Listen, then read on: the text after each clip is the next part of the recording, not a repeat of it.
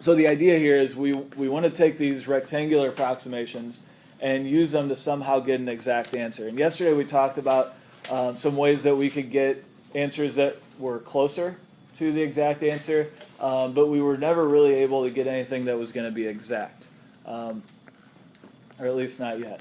So let's start with this, and I need to start by explaining what this means. This symbol here is something that you're going to have to get used to here. Some of you know what that means already. What does it mean?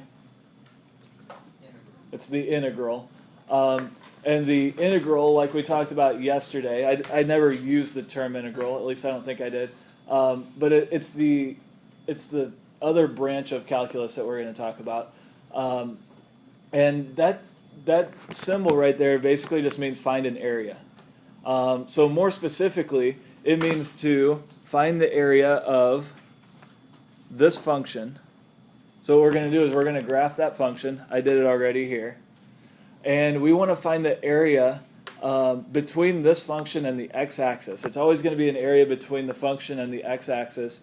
And then these numbers here, these are called the limits of integration. This is the integral symbol. These are the limits of integration. And I'll talk more about what all this means later. You don't have to know exactly right now. But this is our lower limit. This is our upper limit. So basically what it means is we're going from 0 to 1 on this function along the x-axis.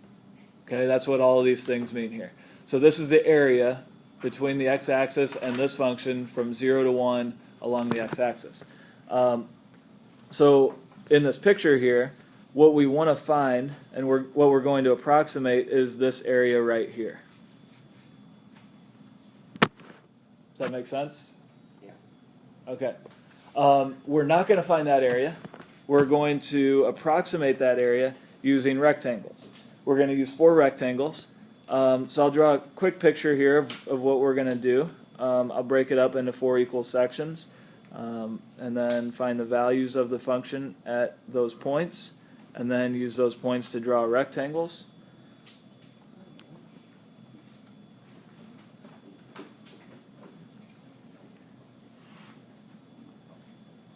And so what we're going to do right now for this problem is we're going to find the areas of these rectangles and add them together.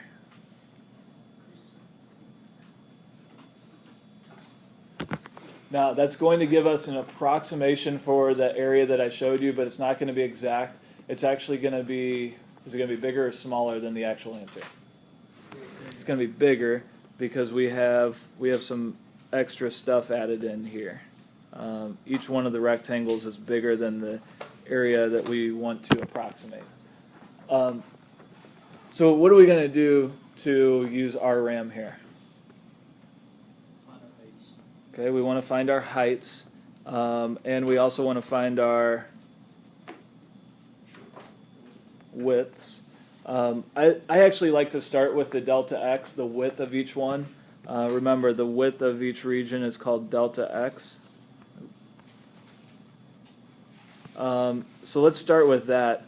Delta x here is going to be what? How do we find it? Tell me the math, not just the answer. Your upper limit Mm-hmm. minus the lower Mm-hmm. divided by how many rectangles? Cool. So each rectangle is going to have a width of 1/4. Okay. Now, knowing that, we can figure out exactly what the x values are here that I just kind of ticked off. Didn't mean to say it like that, but I put tick marks here. That's what I meant by that. So what's this one right here going to be?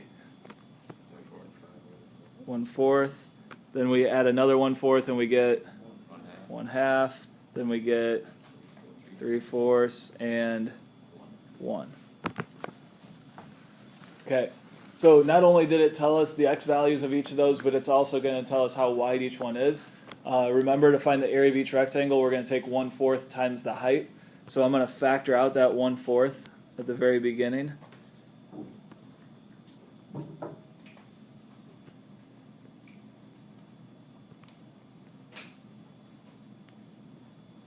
So it's going to be 1/4 times the height that we're going to use. And remember, we're going to use the right endpoints here. So the height of this first rectangle is going to be what? What are we going to plug in? 1/4.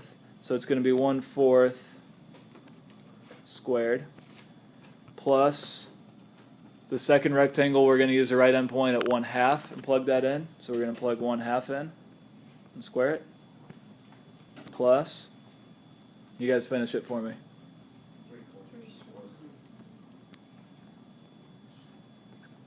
Plus,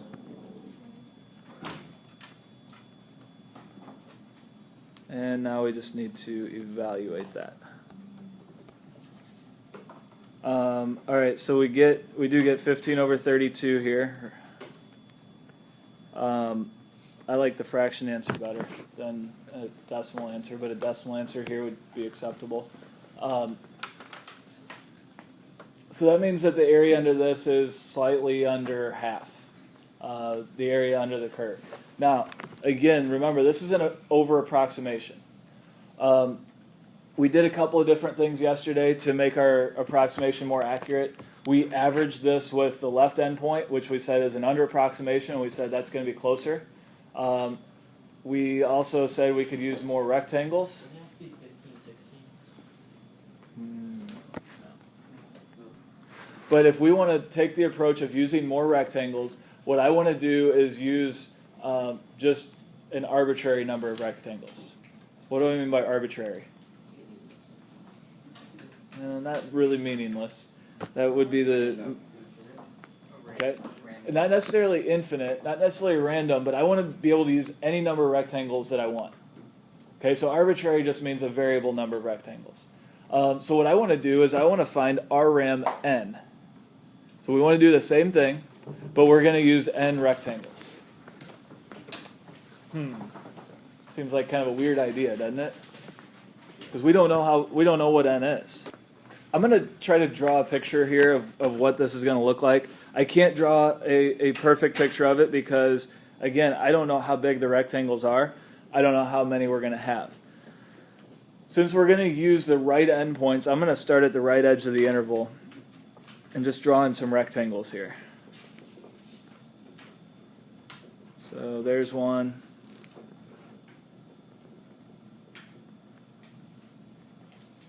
I'm going to try to make them roughly the same width.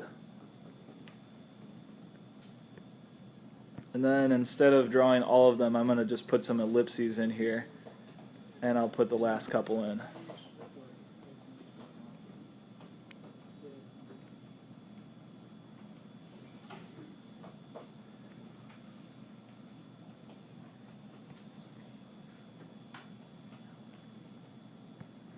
Okay, so we're going to get something that looks kind of like that, right? Did you say we're going to have an n amount of rectangles, or We're going to have n rectangles, but we're still on the interval from 0 to 1. So let's start where we started last time. Let's figure out how wide each rectangle is going to be.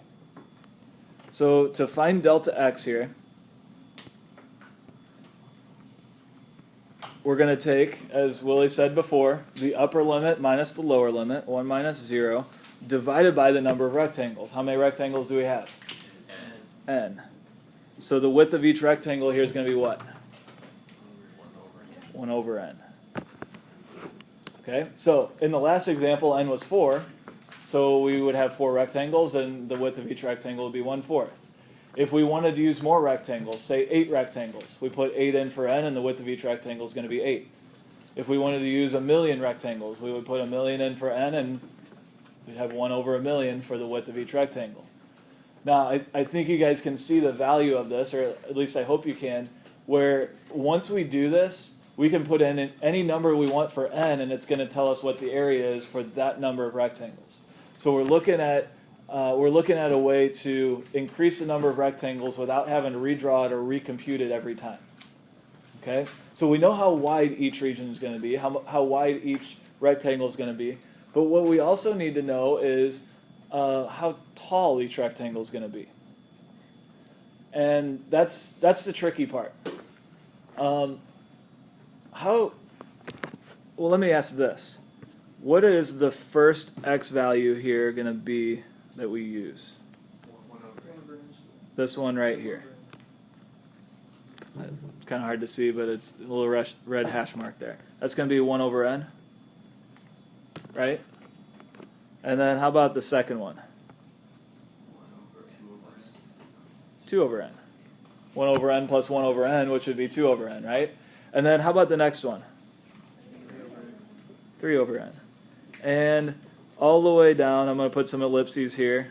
And I'm going to work back from the end now. What would be the last one? N over n. It would be n over n, which is the same thing as 1. And how about the one right before it? N minus 1 over n. And the one before that would be n minus 2 over n. Okay? Now, we don't know how many there are. Well, we kind of know how many there are. There's n of them. But we don't know what n is. But we can still treat this as just an arbitrary number. It could be any number we want. So if there were 1,000,000 rectangles, the first one would be at 1 over 1,000,000. The next one would be at 2 over 1,000,000. The next one would be at 3 over 1,000,000, all the way up to 1,000,000 over 1,000,000. Right? Okay. So that tells us where the right endpoints are, the x values of them, but we need to know what the value of the function is at those points. So now we're getting to the point where we can start putting it together.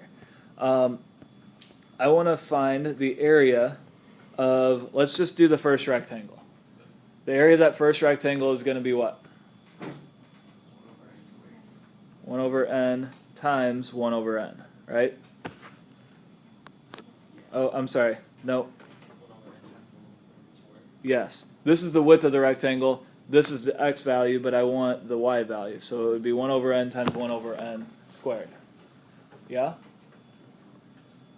Okay. Then the next rectangle is going to be, well, still have a width of 1 over n plus 2 over n squared. Would it be times 2 over n squared?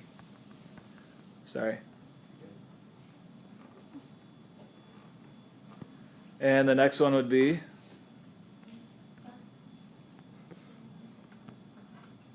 1 over n times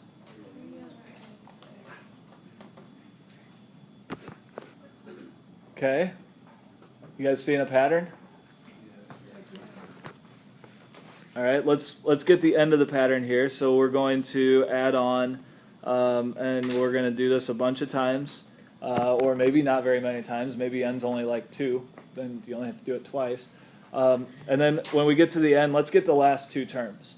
So the second to last one is going to be 1 over n times what?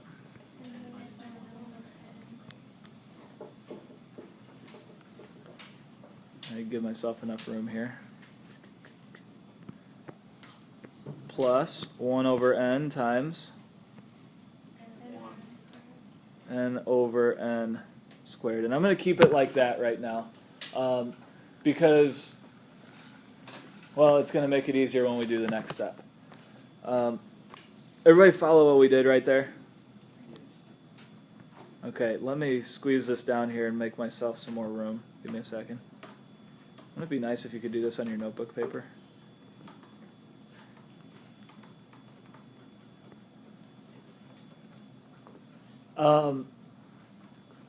Now what?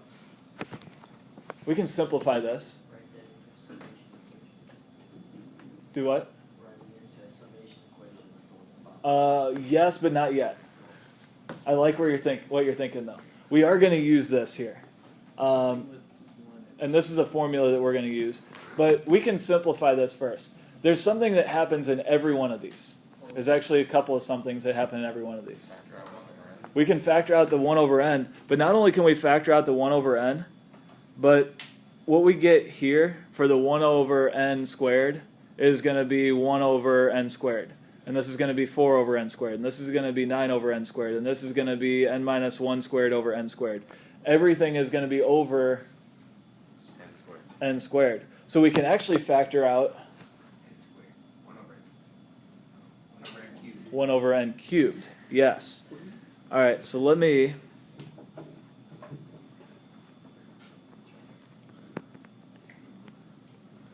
kind of formalize it here. So we're going to say RRAM n is equal to all of that, which is also going to be equal to 1 over n cubed times, and then let's figure out what's left. We have 1 squared plus 2 squared plus 3 squared plus ellipses plus n minus 1 squared plus n squared.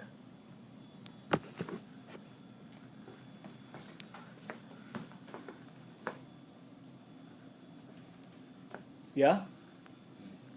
Yeah. Okay.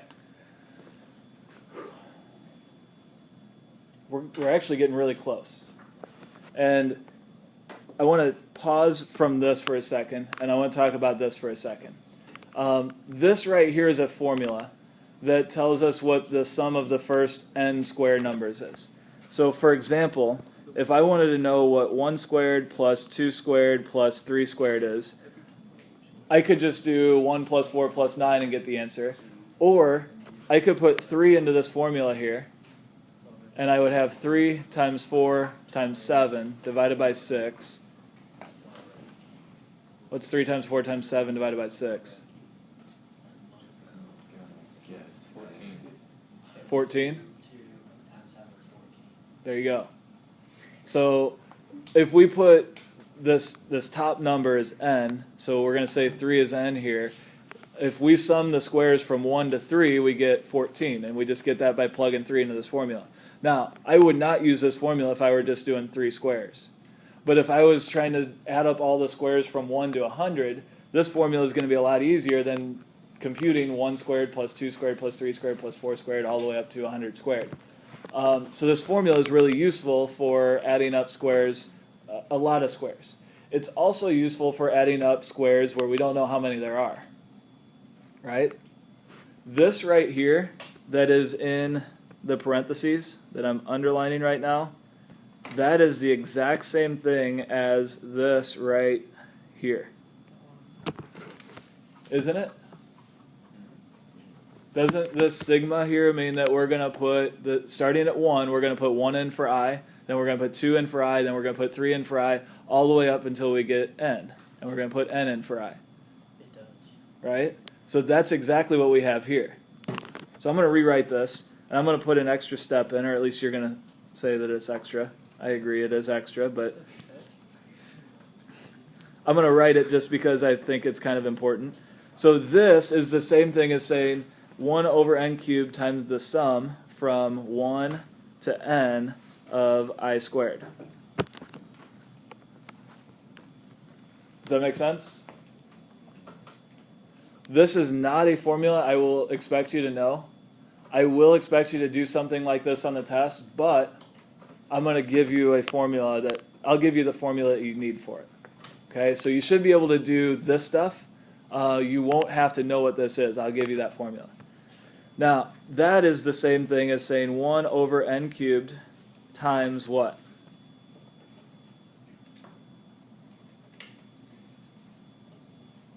The sum from I equals 1 to n of I squared is?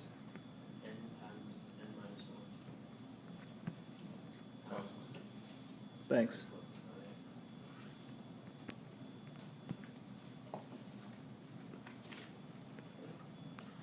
Now, what's that? Where did that formula come from? I know you have it written down I just there. told you what it is. That's just a formula. Okay.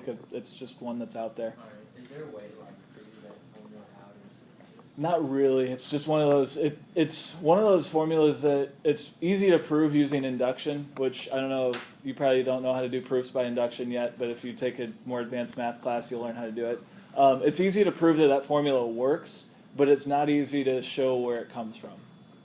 So it's one of those things that you would just need to either know it or look it up, or I will give it to you, like I said, if you need it. Just to show that, first of all, we're done, minus some simplification. I'm going to simplify this. So what we get here is that the area depends on the number of rectangles, which I think is obvious. The more rectangles we have, the more accurate our answer is going to be. But just to show you that this answer right here works, put 4 in for n. Just take a moment to do that. It shouldn't take more than a few seconds. But put 4 in there. See what happens. Yeah, sorry, I should have done that before. The n in the top here can cancel with one of the n's in the bottom. So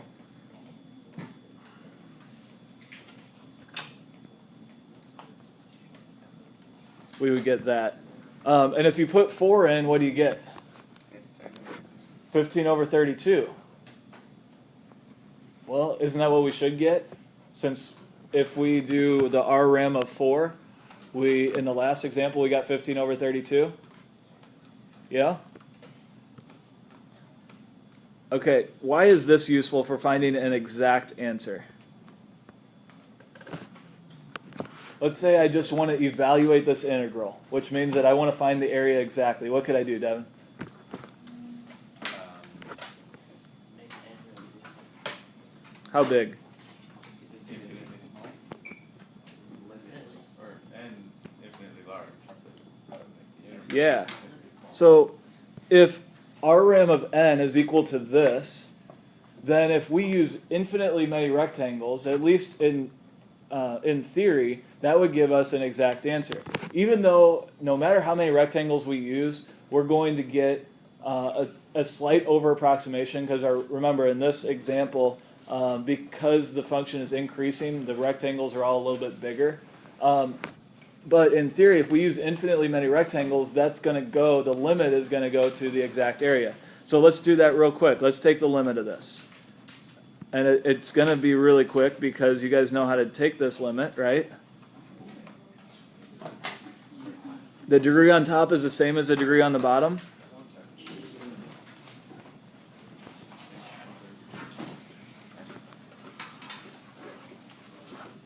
So we just take the leading coefficient, which would be 2 on top and the 6 on the bottom, and we're going to get 1/3. And that actually turns out to be the exact area under the curve right here.